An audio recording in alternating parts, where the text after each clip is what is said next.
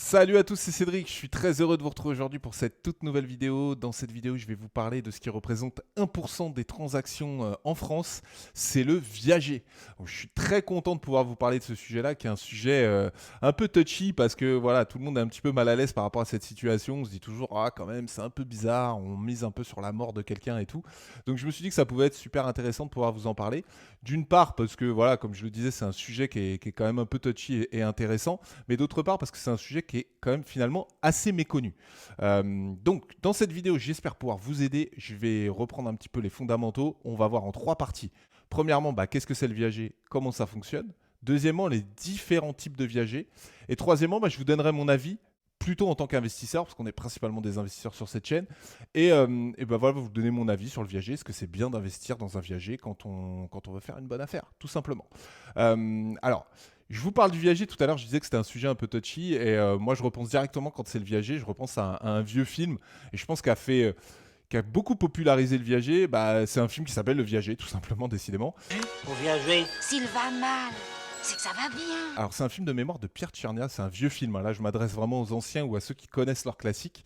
Et dans ce film, en fait, vous avez Michel Serrault qui envoie au cimetière tous les membres d'une famille un à un avec des stratagèmes pas possibles Faites-moi confiance. pour pouvoir toucher un bien le moins cher possible. Et c'est vrai que voilà, c'est quelque chose qui est resté un petit peu dans la mémoire des gens. Et c'est vrai que je pense que si vous en parlez autour de vous du viager, il y a beaucoup de gens qui, à mon avis, vont faire référence à ce film. Vous avez des anecdotes aussi assez connues autour du viager. Une finalement, je ne sais pas si vous la connaissez, mais qui concerne Charles de Gaulle, alors je crois que c'était en 1934, si je ne dis pas de bêtises, qui avait acheté le domaine de la Boisserie à Colombey-les-Deux-Églises. Il l'avait acheté en viager à une dame, je crois, qui est décédée 2 ans après. Donc il avait fait une excellente affaire. La Boisserie, c'est ma demeure, écrivait le général dans ses mémoires de guerre. Après des années dans l'armée, il est lieutenant-colonel, Charles de Gaulle, et il achète en viager cette maison pour enraciner sa famille. À l'inverse, il y a une anecdote qui est beaucoup plus connue, qui est celle de Jeanne Calment, qui a été la doyenne, et je crois qu'elle l'est toujours, qui est morte à plus de 122 ans, et qui, à l'âge de 90 ans, avait cédé un bien immobilier à son notaire en viager. Et son notaire est décédé avant elle, ce qui fait que du coup c'est sa femme qui a hérité du viager qu'elle a dû continuer à payer. Et pour l'anecdote, je crois que 5 à 6 mois après la mort de la doyenne, elle a revendu le bien et au final ils ont calculé que ça leur avait coûté 2 fois la valeur du bien s'ils l'avaient acheté normalement. Donc on peut pas dire qu'ils aient fait une excellente affaire. Allez Jeanne, dites-nous votre secret. La santé, je m'en footing, et puis une sacrée volonté. J'ai une sacrée volonté cristienne. Je sais ce que je veux, mais on ne me fait pas faire ce qu'on ne veut pas. Je suis d'une bonne race. J'ai eu de bons fabricants. Et c'est là, en fait, tout le paradoxe du viager, c'est qu'à la fois, vous pouvez faire de très bonnes affaires au niveau financier et aussi dans des cas, alors tout le monde ne meurt pas à 122 ans, j'entends bien, mais se retrouver dans des situations où ce ne sera pas forcément l'affaire du siècle. Alors, comme je vous le disais tout à l'heure en début de vidéo, le viager n'a pas une super réputation parce que il y a un petit côté moral qui se mêle à ça. Et c'est vrai que moi, il y a un peu plus de 10 ans, j'avais vendu du viager dans une agence immobilière. Et moi, je ne le vois pas forcément comme ça parce que j'ai vu un peu l'envers du décor côté vendeur. Et c'est vrai que je repense toujours, quand je parle du viager, à un couple de clients que j'avais eu qui étaient retraités et qui adoraient voyager, qui aimaient beaucoup aller passer 3-4 mois en Bretagne. Et ils habitaient en région parisienne dans une maison qu'ils n'avaient pas du tout envie de vendre, ils s'y plaisaient très bien. Mais c'est vrai que arrivés à la retraite, ils se sont retrouvés avec une retraite qui était bien inférieure à leur revenu professionnel et ils n'avaient plus forcément les moyens de faire ce qu'ils avaient envie de faire encore. Ils étaient encore en pleine forme, ils avaient envie de voyager, comme je vous le disais, d'aller passer un peu de bon temps au bord de la mer. Et du coup, ils se sont dit, on n'a pas envie de vendre notre bien, on va pas retravailler parce que on est à la retraite, c'est aussi le problème quand on est retraité, assez âgé, c'est pas évident de trouver des compléments de revenus. Donc ils se sont dit, ok, on va le vendre en viager, comme ça on va pouvoir continuer à occuper notre bien et potentiellement avoir une rente complémentaire qui va nous permettre de voyager, de bouger, de vivre correct, de se permettre des petits loisirs qui pouvaient aujourd'hui plus se permettre financièrement. Donc ça, c'est plutôt ce côté-là, moi, que je vois du viager. Et c'est vrai qu'à côté, on peut en plus faire de belles affaires. Mais c'est ce côté-là, c'est quelque part, c'est un point plutôt gagnant-gagnant.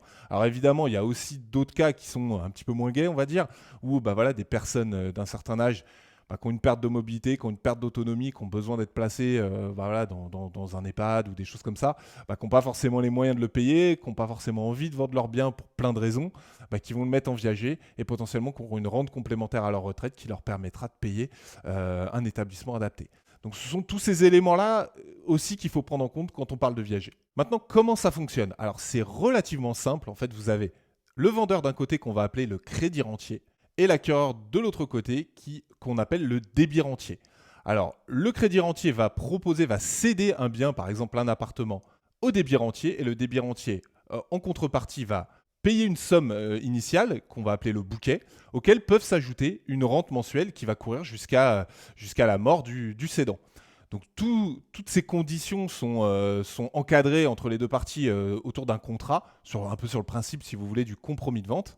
Et évidemment, il y a une grosse décote qui est faite puisque c'est une vente viagère. Vous l'avez forcément remarqué quand vous regardez les petites annonces. D'un coup, on regarde, on classe par prix, puis on voit un bien qui est 30-40% moins cher. On se dit, oh là là, j'ai trouvé l'affaire du siècle, pas de bol, vous n'aviez pas vu, il y a marqué viager à côté. Et du coup, évidemment, le viager, le gros intérêt, c'est qu'il y a une grosse décote due à la situation. Alors, comment se calcule cette décote? Parce que ça, c'est quelque chose qui est relativement méconnu. Alors, quand vous êtes vendeur et que vous voulez vendre en viager, tout démarre de la même manière que sur une vente classique, une mise en vente classique. Vous allez faire estimer votre bien.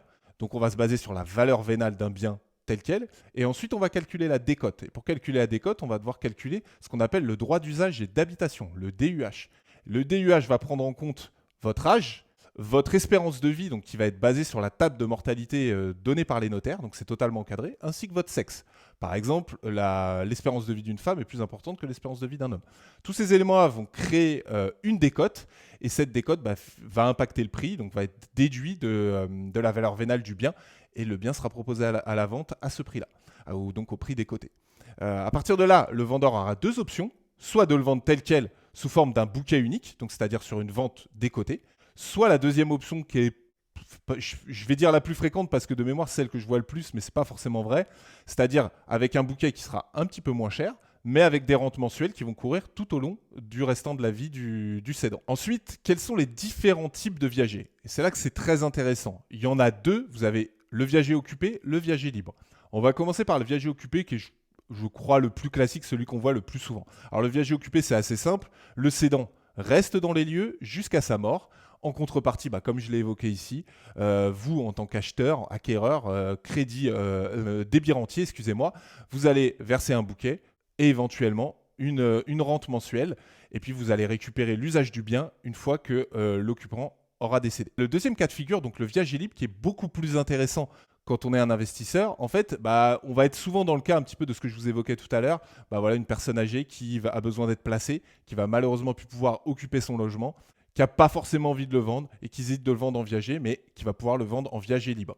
Donc on va être sur les mêmes conditions. Vous allez pourquoi pas faire un bouquet et une rente mensuelle. Mais à partir de là, le gros avantage, c'est que vous allez pouvoir jouir du bien comme bon vous semble. Vous pouvez aussi bien l'habiter que le mettre en location.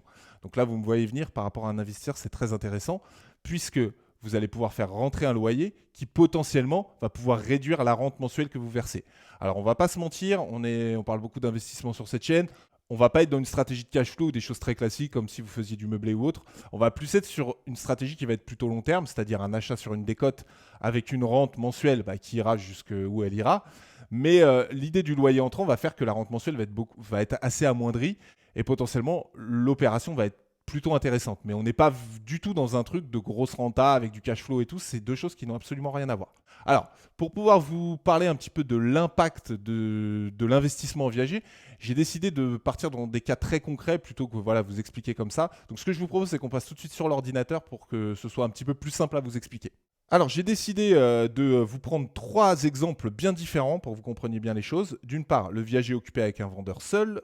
Deuxièmement, le viager occupé avec un couple vendeur et troisièmement un viager libre. Alors pour le premier exemple, on va prendre du coup l'exemple de Michel qui a 75 ans, il a une espérance de vie de 14 ans basée sur ce que je vous ai expliqué tout à l'heure. Il est propriétaire d'un bien qui est situé à Montrouge en banlieue parisienne, c'est un bien qui a été estimé en valeur vénale à 370 000 €. Il décide de faire une vente viagère et du coup il a fait tout le montage par rapport à son DUH et tout ça et il va recevoir un bouquet de 168 500 € et une rente de 300 € par mois tout en occupant le logement. Donc, si on respecte, si vous voulez, l'espérance de vie qui est fixée de 14 ans, encore une fois, voilà, c'est pas, vous avez compris le principe, c'est juste pour pouvoir se baser sur certains chiffres et que vous compreniez le processus. Si Michel décède, par exemple, à 89 ans, le coût global de l'opération pour l'acheteur sera de 222 311 euros. Il y aura un bouquet, du coup, qui sera de 168 500 euros. Et la rente versée pendant 14 ans. Donc, alors, il faut savoir que les rentes sont revalorisées annuellement suivant l'inflation. Donc, on va partir sur une hypothèse de 1%. Donc, l'année de l'achat, il y aura 300 euros x 12. Donc, on sera sur 3 600 euros. Et ça augmente progressivement. J'ai calculé jusqu'à la 14e année pour atteindre 4 097 euros sur l'année. Donc, dans ce scénario, il y aura quand même une décote qui est quand même très intéressant par rapport à la valeur auquel a été estimé le bien au départ, puisqu'il était estimé à 370 000 euros. Et là, pour le coup, la décote donc, sera de 370 000 euros moins 222 311 euros, soit une décote de 40% du prix, 147 689 euros. Et ça, encore une fois, c'est sans prendre en compte l'éventuelle augmentation des prix de l'immobilier. Alors, le deuxième exemple, on va partir sur un viager occupé avec un couple vendeur. Donc, on a pris Roger et Simone. Roger, 84 ans, et Simone, 81 ans. Ils sont propriétaires d'une belle maison sur l'île de Ré. Le bien est estimé à 1,2 million. Et seul un bouquet de 690 000 euros doit être versé par l'acquéreur. Alors, en l'absence de rente, forcément, la décote sur le bouquet devrait être moins importante. Mais ici, on est sur un couple qui vend. Donc, le risque est doublé par l'acquéreur. La décote sur le bouquet est donc augmentée. Alors, la décote obtenue grâce au viager atteint donc ici 510 000 euros, donc 1,2 million moins 690 000 euros, soit 42,5% de la valeur du bien. Alors, sans rente versée et avec une espérance de vie estimée à 11 ans pour les deux membres du couple, la rente à net attendue se fixe à 5,16%. Donc évidemment, encore une fois, sans prise en compte de la hausse du marché immobilier. Alors plus généralement, je veux dire, la décote en fonction de l'âge qui correspond au risque oscille, entre 30 et 50% du bien. Alors le dernier exemple, donc la vente en viager libre d'une personne seule. Donc Jeanne a 93 ans, elle est propriétaire d'un appart à Boulogne-Billancourt, dans les Hauts-de-Seine, pour une valeur de 360 000 euros. Donc elle vit dans un EHPAD depuis un an en raison d'une perte d'autonomie. Comme je vous le disais, il s'agit d'un viager libre. Donc l'espérance de vie de Jeanne est estimée à 5,7 ans. Donc elle reçoit un bouquet qui a été fixé à 220 000 euros ainsi qu'une rente mensuelle de 1 600 euros. La valeur locative de ce bien a été estimée à 1 500 euros. Alors en prenant l'hypothèse que l'acquéreur loue l'appartement à ce prix et que sa tranche marginale d'imposition est de 30%, on a réajusté les revenus locatifs à 1 100 euros. Donc les revenus locatifs nets à 1 100 euros. Donc l'effort d'épargne n'est plus de 1 600 euros pour la rente, mais bien de 500 euros puisqu'il y a les 1 100 euros de loyer qui rentrent. Et là, c'est tout de suite relativement intéressant sur un plan d'investissement, puisqu'on va être sur 5,7 ans, ça atteint 34 200 euros. Donc, pour reprendre le calcul, c'est 5,7 x 12 x 500. Donc ça, c'est sur l'année globale, sur les 5,7 années. Si on ajoute à ça le bouquet de départ, donc c'est 220 000 euros, j'en ai parlé tout à l'heure, l'investissement monte donc à 254 200 euros. Là, on sera sur une décote qui sera quasiment à 30% si on prend la valeur vénale de 360 000 euros.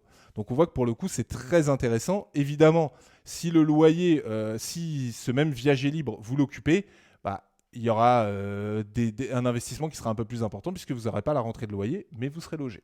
Donc voilà un petit peu l'explication. J'espère que c'est assez clair parce que ça fait beaucoup de chiffres, mais c'est que vous voyez un petit peu l'impact que peut avoir un viager. Encore une fois, ça va dépendre évidemment de la durée, mais l'un dans l'autre, c'est quand même un risque qui est relativement calculé puisque, encore une fois, là dans les exemples que j'ai donnés, on est parti sur un prix de l'immobilier qui est relativement fixe et c'est évident que l'immobilier est plutôt quand même à tendance haussière, vous l'avez tous remarqué. Alors maintenant, la troisième et dernière partie, quel est mon avis ? Est-ce qu'il faut investir dans un viager ? Alors, je vais donner mon avis en 3 points. Premièrement, si vous êtes débutant, que vous souhaitez commencer à investir et que vous vous dites « Ah ouais, j'ai envie de faire une super affaire, je vais partir dans le viager », je vous le déconseille fortement. Vous allez vous compliquer la vie. Le viager, c'est quand même une approche qui est un petit peu particulière et potentiellement qui peut avoir un certain risque et vous risquez de pas forcément bien voir tous les tenants, les aboutissants. Là, je vous ai dégrossi un petit peu l'histoire. Il y a plein de petites choses à savoir aussi quand on va plus loin dans le viager, mais qui sont très bien expliquées. Et c'est très important si vous souhaitez acheter ou vendre un viager de partir avec une agence spécialisée en viager. Ça, j'insiste là-dessus. Une agence standard est souvent a beaucoup de méconnaissances pour vendre ou faire acheter du viager. Donc voilà, si vous débutez dans l'investissement, partez pas sur un viager. Honnêtement, je ne pense pas que ce soit le produit d'investissement à privilégier. Encore une fois, j'en ai déjà parlé, petite surface, en meublé, ville étudiante, on est bon. Deuxième point que j'aurais envie de mettre en avant, c'est le côté quand même malgré tout moral. Si vous ne vous sentez pas forcément à l'aise avec ça, il faut imaginer que plus les années vont passer, malgré tout, vous allez avoir quand même dans votre tête, vous dire « Ah donc la personne est encore là, donc ça me coûte tant ». Il y a un rapport quand même, si on n'arrive pas à prendre du recul sur la situation, qui peut être assez spécial. Donc si vous vous sentez pas du tout à l'aise avec ça, n'insistez pas, le viager, c'est pas pour vous, ou du moins pas tout de suite. Et le troisième point, et c'est plutôt un conseil que je vous donne, si vous vous dites « Ok, moi, ces éléments-là, j'en prends connaissance, j'ai un peu de bouteille, je sais où je vais », privilégiez évidemment le viager libre si vous souhaitez investir, parce que vous l'avez compris, le viager occupé, on mise vraiment sur une plus-value éventuelle, avec quand même des frais assez importants à payer, tandis que avec un viager libre, il peut être compensé par une entrée de loyer. Donc si vous êtes vraiment dans un profil investisseur, privilégiez vraiment le viager libre, vous perdez pas votre temps forcément avec des viagers occupés. Voilà ce que je voulais vous dire un petit peu sur le viager. J'espère que ça vous a éclairci. Si vous avez des questions, évidemment, il y a d'autres sujets à traiter autour du viager. On fera peut-être d'autres vidéos sur le sujet. Mais je vous invite dans les commentaires à poser vos questions, vos remarques. Si vous avez vous-même acheté ou investi dans un viager, ça m'intéresse. Mettez votre retour d'expérience. Pensez à mettre le pouce. Encore une fois, c'est hyper important pour donner de la visibilité à la chaîne. Et nous, ça nous booste. Pensez à vous abonner à la chaîne si ce n'est pas déjà fait. Je vous dis à bientôt pour la prochaine vidéo. Allez, ciao!